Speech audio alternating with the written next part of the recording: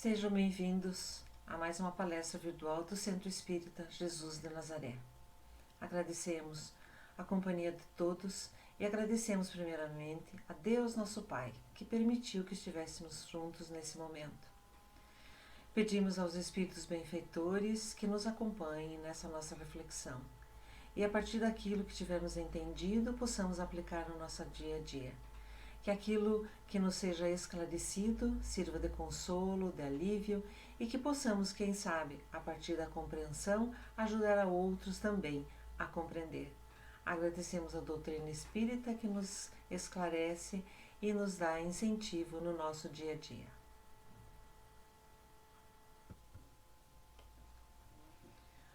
O tema escolhido para a reflexão da noite de hoje é mediunidade em crianças.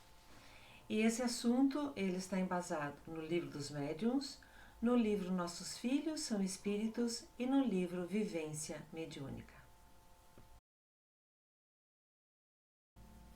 Iniciamos então com o conceito de mediunidade.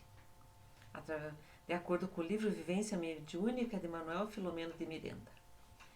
Mediunidade é o sentido psíquico capaz de ampliar o alcance perspectivo do ser, conferindo-lhe uma aptidão para servir de instrumento para a comunicação dos espíritos com os homens, estabelecendo uma ponte entre realidades vibratórias diferentes. Então é essa capacidade que as pessoas demonstram de perceber a realidade espiritual e nessa percepção servir de intermediário. Então é como nós estabelecemos a comunicação com os espíritos, porque eles estão ao nosso lado em todos os momentos, mas nem todos conseguem percebê-los. Aliás, não conseguimos percebê-los pelos sentidos físicos. Nós conseguimos percebê-los por essa capacidade específica que os médiuns possuem, uma ampliação das capacidades sensoriais que os médicos possuem. Médiuns possuem. Dessa forma, é como nós conseguimos manter o contato e estabelecer uma comunicação com eles. E o que nos diz o livro dos médiuns sobre o assunto?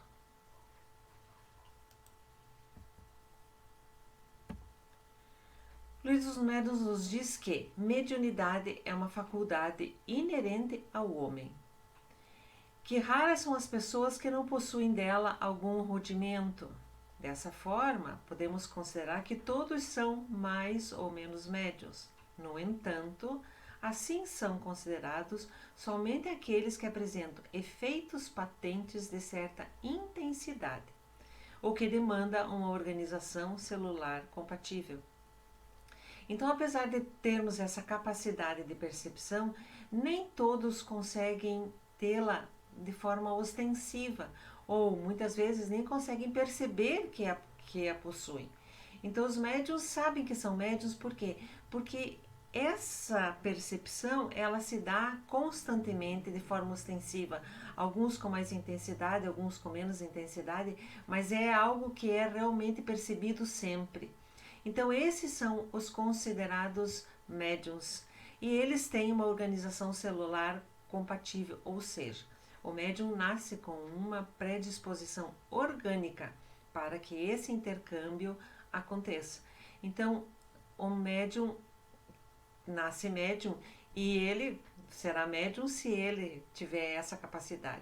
Se ele não tiver essa predisposição orgânica, não adianta, porque isso não vai acontecer. Não vai ser médium, não vai ser médium ostensivo, porque ele precisa dessa organização celular compatível que então vem programado com o corpo que ele recebe a cada reencarnação.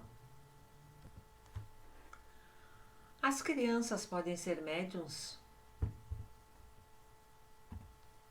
Sim, as crianças podem ser médiums a partir do momento em que elas tenham essa percepção extrasensorial. Isso é, a criança capta, sente e se interrelaciona com outras dimensões do mundo espiritual.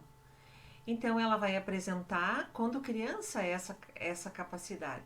E ela pode ser, sim, em determinado momento, servir de intermediário para essa conversa. Às vezes são considerados em fantasias infantis aquilo que a criança vem dizendo, mas às vezes isso é tão claro, é tão definido, os diálogos são tão lúcidos com informações desconhecidas pela criança e que podem ser confirmados por aqueles com quem ela convive. Então, quando a criança vem e fala, ó, mamãe, a vovó fulana.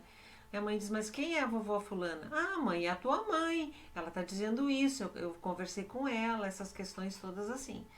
E aí você vai confirmando e realmente vê que tem veracidade, aquilo que ela está dizendo faz sentido, coisas que ela não presenciou e que ela não poderia naquele momento estar sabendo.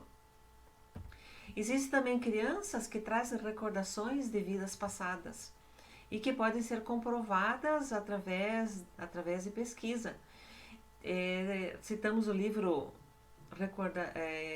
Reencarnação no Brasil, que traz histórias de várias crianças que relembram as vidas passadas. E nesse livro são registrados então as pesquisas feitas para que isso fosse comprovado. Então, muitas vezes nem precisa fazer pesquisa, né? Às vezes a mãe lembra de uma determinada situação e a criança está relatando, então ela vai perceber que existe uma ligação com aquele ser que desencarnou. Então, essas pesquisas, elas podem realmente trazer à tona as informações corretas e confirmadas de que a criança realmente está relembrando e trazendo passagens de vidas passadas. Como acontece então esse contato com os espíritos? Então veja, a criança pode visualizar, ouvir e conversar com os espíritos. Até os 7 anos, normalmente isso acontece, mas principalmente até os 4, a criança tem seu espírito não tem ainda seu espírito completamente fixado ao corpo biológico.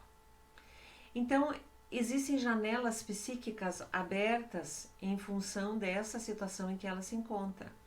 E essas janelas psíquicas, elas causam uma abertura para a percepção do corpo espiritual, pela situação de ainda não estar completamente fixado o espírito ao corpo que ainda é jovem. E essas janelas depois, elas podem se fechar naturalmente. Por quê? Porque o processo de reencarnação estreita esses laços e impede, então, que essa percepção que antes acontecia pelo afrouxamento dos laços não aconteça mais. Então, a criança era médium e de repente deixou de ser médium. Então, lembra que nós falamos que a mediunidade é uma faculdade de certa patente, quer dizer que acontece sempre, de certa intensidade.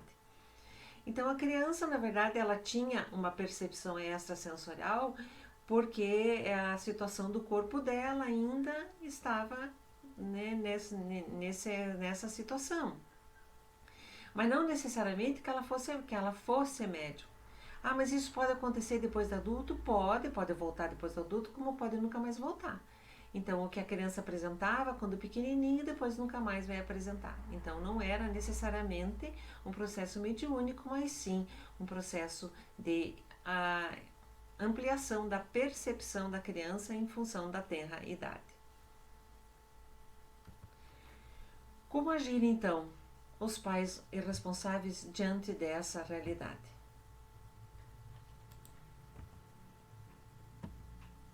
Primeiro de tudo, né, a mediunidade não é perigosa, a não ser que seja mal utilizada, incompreendida ou negada. Então, não é o caso da criança. A mediunidade em si não traz problema nenhum, né? O fato dela ter essa percepção não vai mudar em nada, né? Esse mau uso, ele normalmente vai acontecer na fase adulta. Então, a mediunidade deve ser encarada com naturalidade, não é alguma coisa ruim que está acontecendo para a criança. Não devemos negar nem afirmar que a criança está vendo ou ouvindo. Ela está provavelmente vendo ou ouvindo e pode se sentir anormal, insegura e com medo. Então, se a criança vem contar alguma coisa para a gente, mamãe, eu tô vendo tal pessoa. Não, você não está vendo, isso é a tua imaginação. Ou ela vem e diz, mamãe, eu estou vendo tal coisa. Quem você está vendo? Por que você está vendo? Quem é que você está vendo? Então a criança pode acabar ficando confusa com tudo isso e pensando, mas por que será que só eu que vejo? Por que ninguém me compreende? Por que ninguém vê o que eu estou vendo? E isso pode causar uma introspecção, uma dificuldade de relacionamento, um medo excessivo, do que está acontecendo. Sempre que possível, não estimular com perguntas e respostas. Ela vem e conta, mamãe, a vovó está dizendo isso. A vovó está dizendo isso. Tá bom, é a vovó fulana. Então tá. Né? E encerra o assunto ali, encarar com naturalidade o fenômeno. Que legal, você está falando com a vovó. Ponto. Né? Não demonstrar um grande interesse, uma curiosidade, porque isso vai abrir uma brecha para a criança, né, que pode transformá-la, trazer confusão para a cabecinha dela. Então, em princípio, encarar como naturalidade, né, domar a curiosidade, porque na verdade os adultos é que são curiosos, é que querem saber, e depois já vão e já contam para fulana, sabe que o pequenininho está conversando com fulana, né? Não, gente, vamos ter calma, vamos trabalhar com tranquilidade e com naturalidade o fenômeno.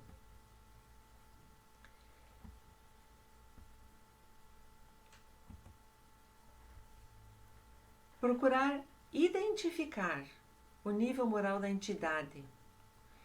Então, assim, analisar os diálogos que a criança está tendo, né, para saber que tipo de espírito que ela está se comunicando. Então veja se ela vem e diz assim, mãe, ele está me dizendo que é para eu ir lá na escola e bater naquele coleguinha. Né? Veja, não pode ser um espírito evoluído dando esse tipo de conselho. Então a criança não estaria tendo diálogos com espíritos evoluídos. Diferente do que acontece quando se percebe um grau evolutivo elevado, que a gente pode então afirmar que seja o anjo da guarda que está se comunicando, trazendo bons conselhos, incentivando, ajudando, esclarecendo. Pode acontecer também que algum parente próximo se aproxime e tente manter um diálogo com a criança. Mas veja, os parentes, às vezes, mesmo que amem e estejam com boas intenções, nem sempre têm um padrão elevado e podem até trazer alguma confusão. No intuito de ajudar, né, às vezes o vô, o tio, né, aparecem e trazem muita confusão, trazem muita perturbação para a criança. Então, o que a gente deve fazer?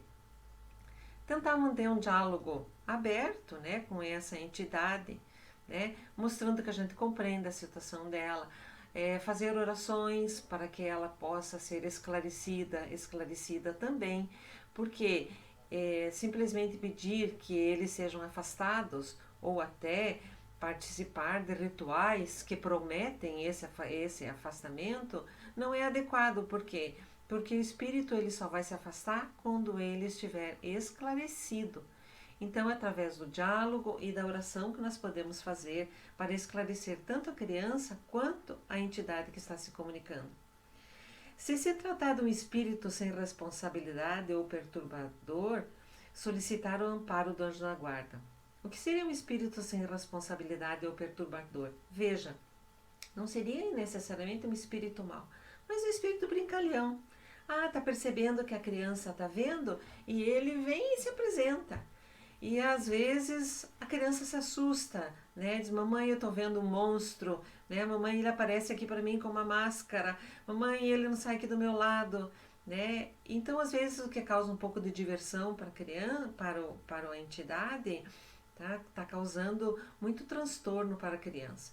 Então, a gente vai fazer as nossas preces, vai pedir o amparo do anjo da guarda, para que essa entidade possa ser amparada e esclarecida, né, da mesma forma que a gente conversou no item anterior relativo aos parentes próximos.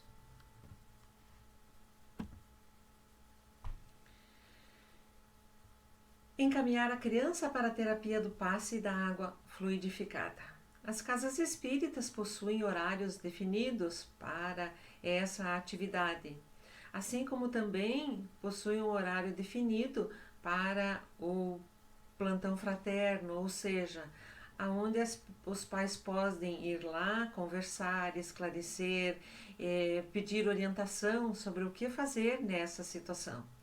Sempre que possível, e se a criança estiver já numa idade em que possa ser trazida, encaminhar a criança para a evangelização. Na evangelização, ela vai ter contato com a doutrina espírita numa linguagem acessível à sua idade. Então é como ela também vai se esclarecendo, né, e deixando de pensar que a mediunidade é alguma coisa ruim, como muitas vezes é trazido, né, por aqueles que não compreendem. Né? Agora veja bem, o que adianta trazer a criança para a evangelização sem que os pais se esclareçam? Né? Então é imprescindível que os pais participem dos estudos, das palestras e de leituras esclarecedoras. Por quê? Porque dessa forma os pais também vão poder esclarecer a criança e tranquilizá-la no momento em que ela esteja insegura ou que ela esteja com medo. Então, a partir do momento que os pais saibam o que é que está acontecendo, eles também vão poder tranquilizar e ajudar a sua criança. E manter o culto do Evangelho no lar com a presença de todos os familiares, em especial da criança. O que seria o culto do Evangelho no lar? Escolheríamos um dia da semana em que todos possam estar presentes, sempre na mesma hora, e vamos iniciar nossa oração em conjunto com uma prece espontânea, uma leitura do trecho do Evangelho, uma leitura curta, não precisa ser uma leitura muito longa, né? E para que sejam presentes todas as pessoas que puderem nesse momento, os familiares que puderem. Veja, se as pessoas, os mais velhos não quiserem participar, não há como obrigar, mas seria muito importante que a criança esteja presente. Mas veja bem, se a criança vai estar presente, é imprescindível que a gente adapte ao nível dela a leitura. Então, nós não vamos querer que uma criança de 2 aninhos fique sentada no sofá ouvindo a leitura do Evangelho por 10 minutos, porque isso ela não tem essa capacidade. Então, nós podemos usar trechos mais curtos, podemos usar historinhas, podemos pegar livros infantis, podemos conversar sobre algumas dúvidas que ocorram, para que isso possa ser esclarecido e seja um momento realmente elevado dentro da família. Porque enquanto a família realiza o Evangelho no lar, os espíritos superiores que ali comparecem fazem uma limpeza fluídica na nossa casa. Então é muito importante que nesse momento a gente mantenha um clima de muita paz. E podemos então, após a leitura, fazermos uma prece final também na escolha da família, podemos incluir outras pessoas nas rogativas da nossa prece ou outras intenções que a família ache importante e no final distribuir um copo de água individual para cada um ou uma água que esteja colocada numa jarra e possa ser dividida entre todos.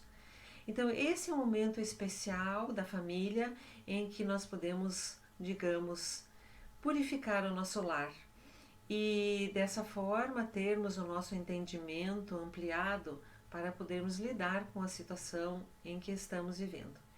E as experiências que nós temos é que sempre que acontecem essas situações e a família realmente assume essa postura, ou seja, encaminhar a criança para a evangelização, para o passe, os pais começam a participar das palestras e acontece o culto do Evangelho no lar, sempre nós verificamos progressos nesse sentido. Então, é aí o caminho, o esclarecimento, acolher a criança nas suas dificuldades, assim também como as entidades que estão se comunicando, porque eles também estão em dificuldades. Então, o nosso amor, quer dizer, a nossa dedicação, o nosso entendimento é que pode realmente fazer a diferença em toda essa situação. E ao encerrar o nosso encontro da noite de hoje, em primeiro lugar, agradecer a todas as pessoas que estiveram presentes, que colaboraram, agradecer aos amigos espirituais que nos ajudaram nessa reflexão e nesse entendimento e pedir por todos aqueles que se encontram em dificuldades, em especial as dificuldades inerentes à mediunidade, a todas aquelas pessoas que passam por perturbações e não sabem o que é que está acontecendo, que elas sejam amparadas, que elas sejam encaminhadas para os lugares certos, que elas possam realmente ter os esclarecimentos necessários. Muito obrigada por estarem conosco e até uma próxima.